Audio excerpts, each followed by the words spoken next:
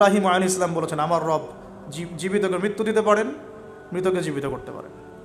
আমার রব, আমাদের রব আসমান থেকে বৃষ্টি বর্ষণ করেন, সেই বৃষ্টি দিয়ে এই মৃত জমিনকে জীবিত করেন, শস্য ফলান, সেগুলো আমরা খাই। আমাদের রব সূর্যকে পূর্ব দিক থেকে ওঠান, পশ্চিম দিকে ডোবান। এরকম যত বৃত্তান্ত আল্লাহ সম্পর্কে, তাওহীদের যত কথা তাকে শোনানো হলো। তো সে ব্যক্তি একটা প্রশ্ন করে বসলো যে তাহলে কি আমাকে কোনো মোজেজা দেখাতে পারবেন কি না?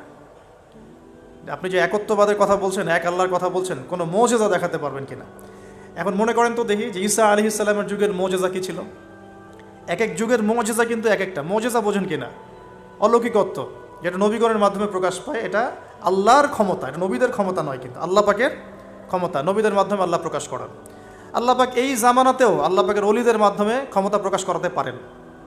আল্লাহ পাক এখনও ক্যাপেবল এটার জন্য। তো সেরকম মানুষ হতে হবে আগে।